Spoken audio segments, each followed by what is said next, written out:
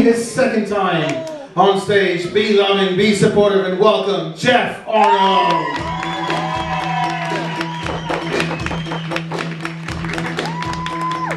Alright. So, great news for insomniacs. Just 3 more sleep till Christmas. Come on, that's a good open. So I've got a friend who he works in the Italian restaurant, and he was looking a little bit sad earlier on. And I asked him what the problem was, and he said, Jeff, my wife's leaving me, and he said it's because I've got this strange sexual fetish where I like to stuff pasta in my arse. So she's left him, and he's feeling kind of lonely right now. So he's asking me for a few chat-up lines because he's going to be out on the prowl, and he said, Jeff, just give us one chat-up line. I said, well, I've got a chat-up line for you, but you've got to promise you can only use it with the right girl. So you've got to find this girl, you've got to look her in the eye and you say, you know, you remind me a lot of my little toe. And she'll say, oh, why is that? Is it because I'm small and cute? And you say, no, it's because I'm probably going to bang you on the coffee table later.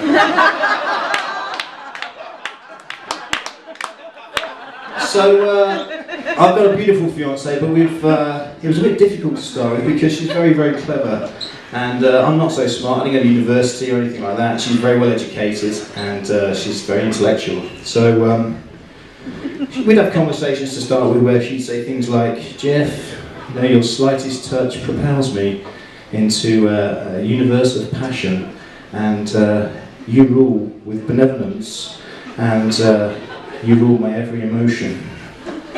And I'd return by saying things like, I really like your jokes. I love the way they bounce. It's really cool how they do that when you walk.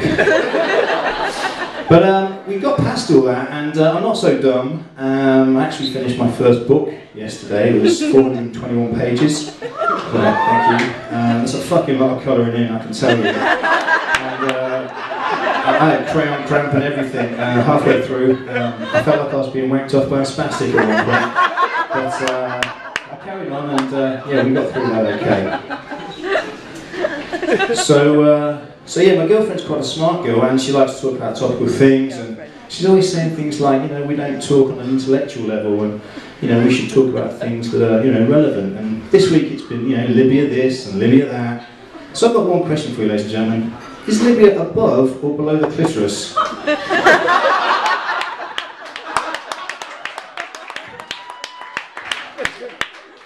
So, just a quick joke for you as I'm up here.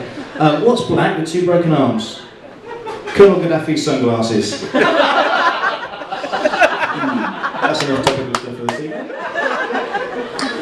So I do like Singapore, and I love Singaporeans, and certainly Singapore car owners have got to be some of the most amazing car owners in the world. Not only do they buy a car at extreme expense, so you'll buy a car over here which costs you $40,000. Anywhere else in the world, it's $5,000. But you'll spend $40,000 on that car, then spend another $25,000 on alloys, on a spoiler, on an exhaust system, on a kicking sound system, tinting the windows, pitching it up inside. It's a little bit like putting a boob job on your nan. Great tits, but it's still your nan. So, but to be fair, my nan does have cracking tits. They're not big or anything, she's just got a bit of a skin problem. So, Grandad used to say to me, he said, Jeff, what does Sunday roast and a blowjob got in common? I said, first of all, Grandad, that's a really strange question to ask your grandson, but secondly, I don't know. And he said, well, no one does it just quite like your grandma. And he was right. Hey, fuck it, when she had Alzheimer's, she didn't know what was going in and out of her mouth, alright? So, don't judge me. So I'll finish with this little joke.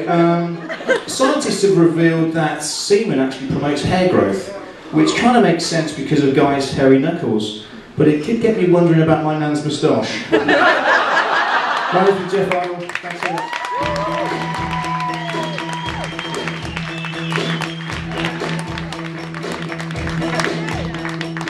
Jeff Arnold, everyone. Second time on stage. Wow!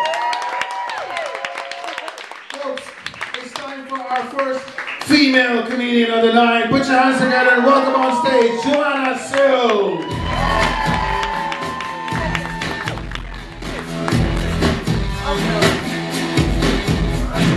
Well, I see there are a lot of women in the house. I really like it because I get along really well with other ladies because of how I look.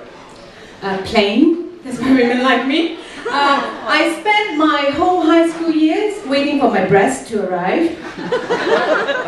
And I'm still waiting. Women are obsessed with their breasts. Once I saw an advertisement in a magazine. It says, a romantic relationship begins with breast enlargement. I think it proves one thing, that women have a higher pain threshold than men. And if a woman are willing to go underneath the surgery knife in order to have a romantic relationship, I don't understand why men are still believing that a headache is going to stop us from having sex. Now, women are also really into losing weight. I've got a female friend. She has decided she's not going to eat carbohydrates anymore. She's just going to have ice cream the whole day. And that shows that women can multitask. She can be simultaneously on diet and in denial.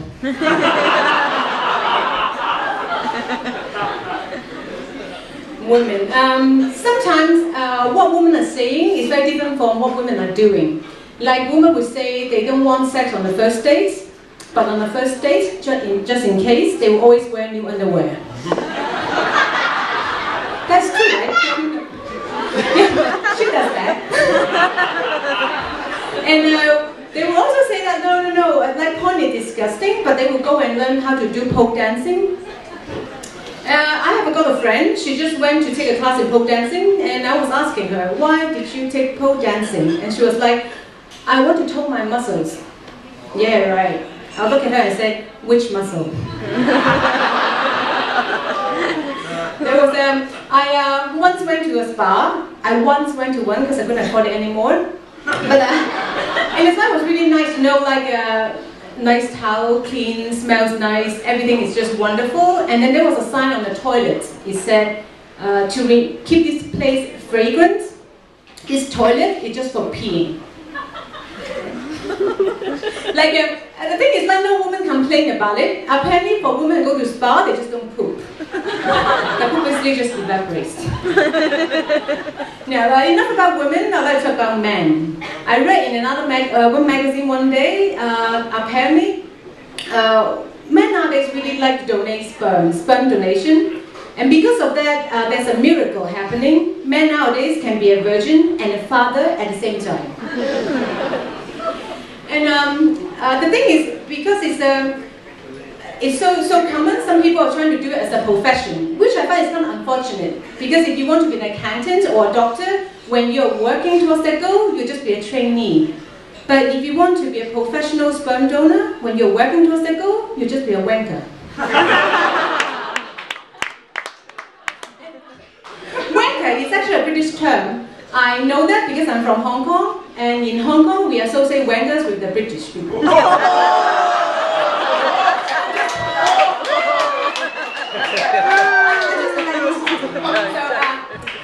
The thing is, I don't hate British people, I like British people, and to set the record straight, the British people did not screw us, because they're just too soft to screw anything.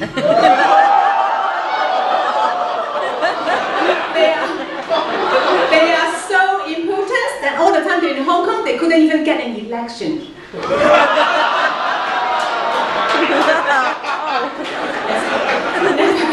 Men and British people. Let's talk about animals.